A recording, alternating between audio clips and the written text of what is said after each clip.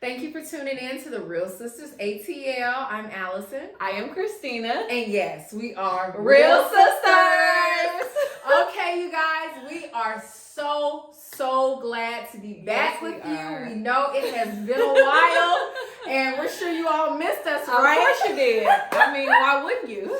So we had to bring it back just in time for spooky season. Yes. This is one of my favorite times of year. Mm-hmm. I'm sure it is the same for you all. So thank you for tuning in and joining us. Yes. Before we get into today's feature, please like, subscribe, and share. Let everyone you know that we are back. We are back. And full effect, we cannot wait to bring you more content similar to our special feature tonight. Woo! This is a good one. Oh my gosh. I am super excited and thrilled to do this feature tonight. Me too. Now, we want to give y'all a hint about the feature that we are doing tonight. Oh, you know what? Actually, let's do 3 hints, you know, because we just want to add a little razzle dazzle. Let's do it. All right. So for tonight's feature, hint number 1 is George A. Romero remake. Ooh. Now, y'all know George A. Romero gave us some classics. He sure did. Number 2, the year 1990. Ooh. 90s babies, check in. There was a lot of movies made in the 90s. A lot of great horror classics in the 90s. And hint number 3, zombies. I love it. So, if you have not guessed it by now, we will be featuring Night of the Living Dead.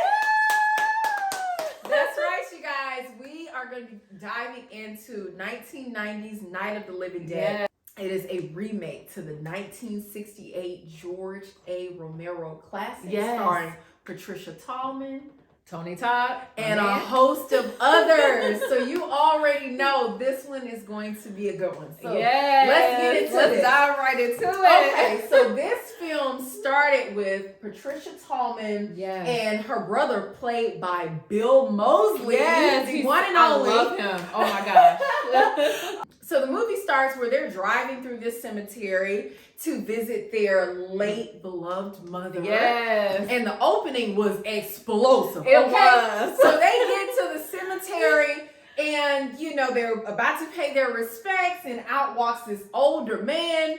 And he presumably is like, you know, discombobulated. Like his head was bleeding and everything. Yeah, I mean, just looked a mess. Right. I don't know whether he was the funeral director, pallbearer, but he's stumbling all over the place, and he looks like he's just not in a good space. So the zombie, well, we didn't know it to be a zombie at this point, but he starts attacking them, you know, and then out comes another man.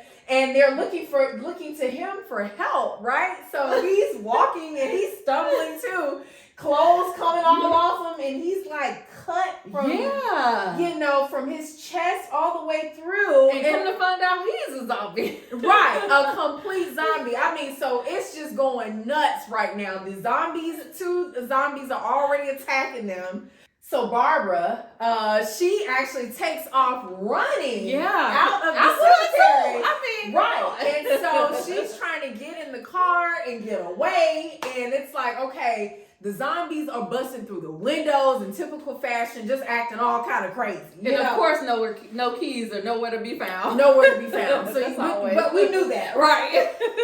Typical. So she gets into the car and she's trying to get away. The car slams into a tree or backs into a tree. I was so disappointed when that happened. OMG. It's like right when you were just about to get away, it's just so devastating, right? It was. So she takes off out of the cemetery and through the woods. I mean, like, what else is there to do, you know? Absolutely. Look, we run and we ask questions later, okay? Right. So don't think about it. We're on the same page. So she gets to this farmhouse. Yeah, so she walks around in this farmhouse and she's looking around, and I don't know if you remember, you know, the stove was still on. So when the stove is on, you think, okay, somebody at the house. It was meat still sizzling. So she walking around the house. Of course, she scared out of her mind. She just got chased and attacked by zombies. 2 of them. Right.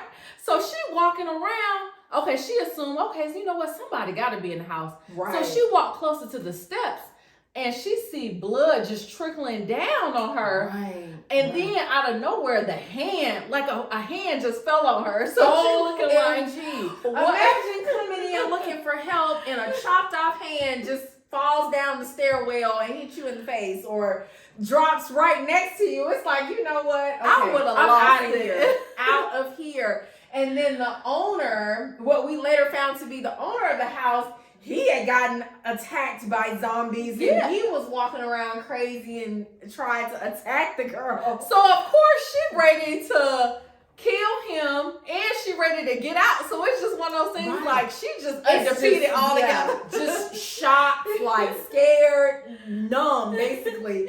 And then out of nowhere, this truck pulls up. I mean, like racing through, speeding through, and then out comes Ben, played by Tony Todd, and I mean, like, he's just as frantic as she is, and he's like, do you have a car? Do you have a car? Because he was out of gas. Yeah, and he's trying to get away, but he don't even have gas to leave. Right. So, of course, he's just stuck there with her. So he like, look, we got to devise a plan if we're going to sit here. Because we're in the middle of nowhere. Right. You know, the next town may be 20, 30 miles away. We clearly can't walk amongst these zombies like regular people. So we've got to figure something out. So as they're in there trying to figure out what's going to be next. What do we do? These zombies are slowly but surely walking towards the house, descending upon this house, and they are ready for war. I mean, you see 1, then 2, then 10, then 20. They were just coming out of nowhere, and strong too. I mean, they were ready. They were pushing down them doors and trying to push through the windows. Busting windows. It was out of control. So, I mean, obviously, they were smart enough to get some weapons and start fighting them off the best way that they could. You know, I mean, what would you do? Y'all chime in below, please, and let me know how you would have handled that situation. No car, nowhere to go, no phone. What would you grab first? Okay, I know. What would you grab first? You know what? I'm going for the hardware. Yeah, I need the gun. I need the gun, or I need me a nice axe or something. Right. I need something with some grip on it so I can go to work. I'm gonna grab something hard in the kitchen, like a hard pan or something. Yes. Just, you know, cast iron. We need one of those old school cast iron skillets. This is a job for cast iron. So at this point, they're in the house. They're trying to board up the doors, and while doing so, they find other people who are trying to survive as well. They're hiding in the cellar. Look, they scared too. Right. They're, and so they're like, okay, well, you guys are here. Like, what do we do? We're just as frightened. So you've got, I believe it was the guy, the girlfriend, and then another family. I think they were like teenage boyfriend and girlfriend. You know how that goes. You gotta stick with your little girlfriend. Survive the little zombie apocalypse with your boo. Right. You know, so then there's a husband and there's a wife and a daughter down there too. And she's sick, remind you. Yeah. She got bit by one of the zombies. Yeah. She's already out of commission. Okay? Yeah, right. So we're down one already, you know. So we've got to really figure out what we're gonna do. Yeah. And there's this debate and squabble amongst them. Are we gonna stay? Are we gonna go? Yeah. And I mean, look, I can understand both. I can understand wanting to leave and try to get to the next town, use that last little ounce of gas or whatever fumes Tony Todd, or AKA Ben, drove in on to try to get into town. But I can also understand, you know what? We may have to hunker down and just ride this out. Well, I pray these zombies, you know, don't even realize we're here, and let's just, you know, keep a low profile. Okay. And what I love is that Barbara, she was my person by far, because she was ready to say, you know what? Let's go out there and start killing. Every zombie that kept coming to the door, she was like, move out the way. She had that shotgun. She was loading up. I mean, I'm a Barbara.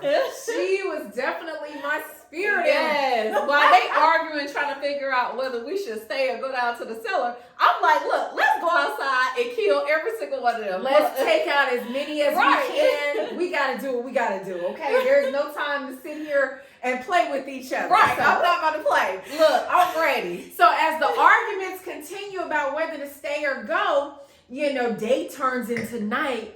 And more zombies start descending upon this house.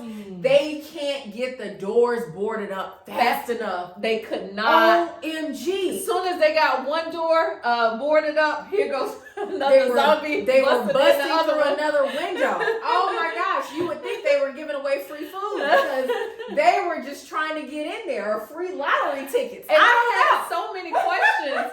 Like, why that house? All these little extra areas, little questions, bushes. questions that need answers. Like, what attracted the zombies to the house and made every single one of them want to go in there? This is true. This is so true. That was one of my only questions.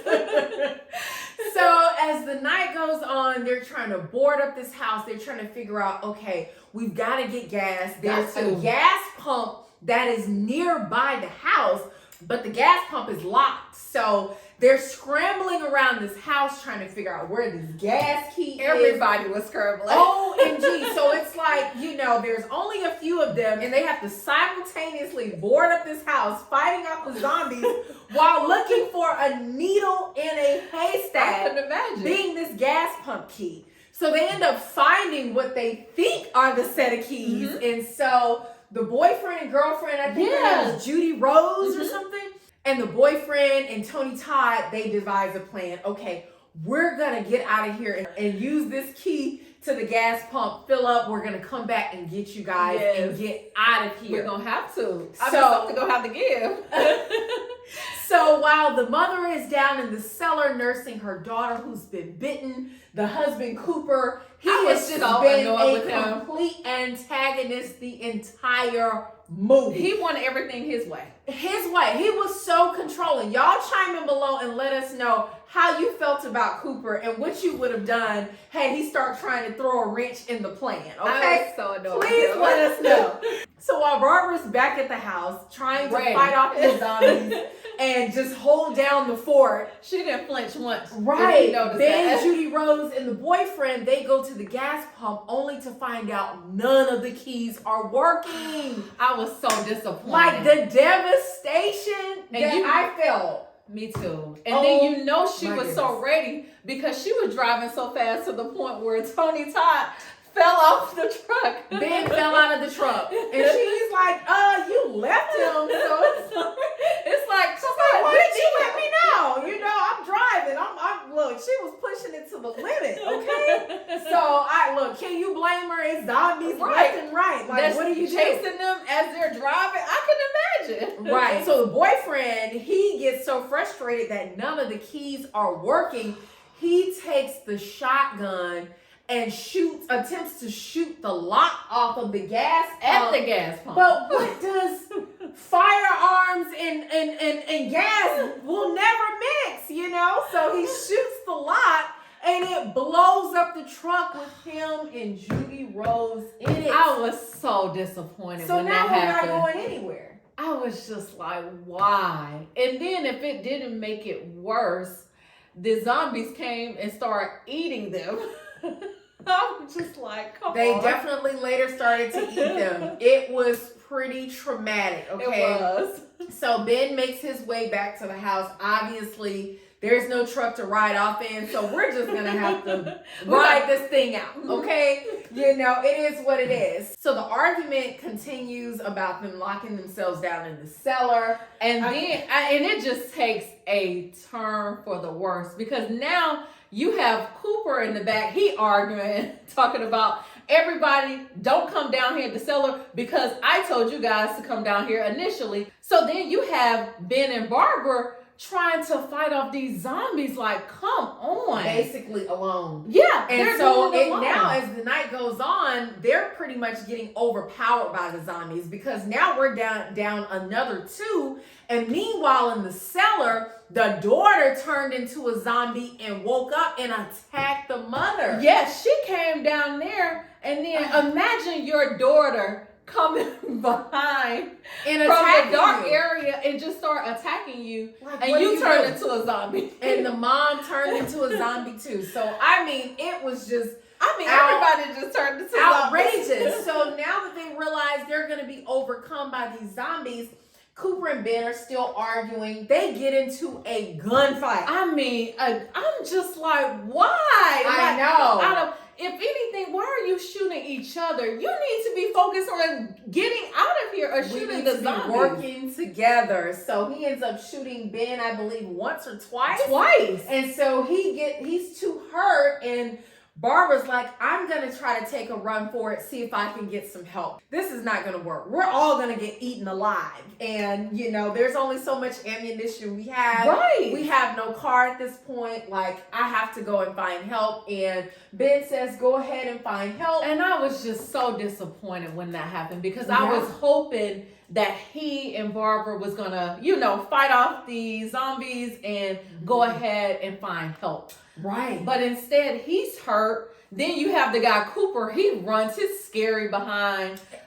Such a coward. In true coward fashion, he runs up into the attic and locks himself in the attic while Ben runs down into the cellar because there's just no other safe place. The zombies have already started to enter the home. I mean, just pushed everything, all their hard work. It's just the midnight hour. We're at the midnight hour. So he gets down into the cellar. He's listening to the radio about this zombie invasion. And he's like, you know what? I'm just going to smoke me one last cigarette. When he pulled it out, I knew that was it. This was the end for him. And oh my gosh, that signature scene where he looks up and notices the small gas pump key that they needed earlier in the evening hanging on the wall. He couldn't do nothing but laugh. He just laughed because it's like, at this point, it's just funny. Yeah, it's fun. It's funny at this point because what do you do? There's nothing left. They're gonna come down here and eat me alive anyway. I might as well. So then we cut to the scene the next morning where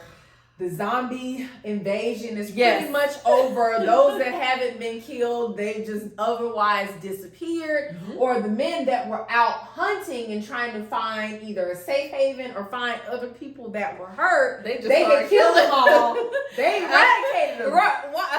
As they should. As they should. You gotta protect your own these days. Absolutely. So they finally locate Barbara. I'm not sure where Barbara was. I thought that because I was like, where was she? But I think she had ran out and then did something else, then it transitioned. So as long as she was safe, that's all that matters. There you go. And so she makes her way back to the house, presumably to see if everybody is safe, if anyone is even still alive. And so obviously the house is empty and it's just zombies and blood and everything just lying zombies lying around like, just relaxing. So they got the chainsaw and they're opening the door to the cellar. And I'm just hoping Ben up those stairs and say, you know what, I'm safe and sound. I'm alive. I was just waiting on that moment. And so as one of the guys steps into the cellar, he's like shocked because out walks Ben, but you can tell he's been invaded by zombies. And you know what? I don't know, was it the wife that attacked him? You know what? That is a good question. I'm thinking either A, the wife attacked him, or B, the zombies were able to get down in the cellar. It had to be the other. Because I was like, come on, because if you notice in the movie, you didn't see zombies go down to the cellar. So I'm like, it had to be the wife. Yeah, there was only one or two. So right, and that's all it takes. Right. So you all chime in below and let us know how you think he got infected and how he became a zombie. So they ended up taking out poor old Ben. He did not survive the ordeal. So moments later, Cooper finally makes his coward behind down from the attic, and he has a run-in with Barbara after he's been antagonizing and frustrating everyone, refusing to help, trying to prohibit his wife from helping them evade the zombies. He treated his wife horrible too. Right. And so when he runs into Barbara, he's like, oh, you came back. You came back and Barbara took him out. Right, I would have to. Clean out. And when the guys came back in, she said, oh, this is just another one of the zombies for the fire. I thought that was so that funny. was the perfect revenge. So I don't know about you all, but that made me cheer so loud. You got to be careful when how I you saw do that scene. Karma is what? It will come at you fast. Definitely comes back around fast. So yes, I have to say this was an absolute classic. It was so good. Oh my goodness. Star-studded cast. I mean, from beginning to end. Perfect storyline. The scenes gave me the chills. It so did. definitely chime in and let us know what your favorite scene was. What stood out to you? What did you like the most? What scene didn't make sense? We want to hear it all. Yes. And don't forget to like, subscribe, and share this video with everyone that you know. We cannot wait to bring more good content your way. We thank you for tuning in to the Reel Sisters ATL. I'm Allison. I am Christina. And yes, we are Reel Sisters.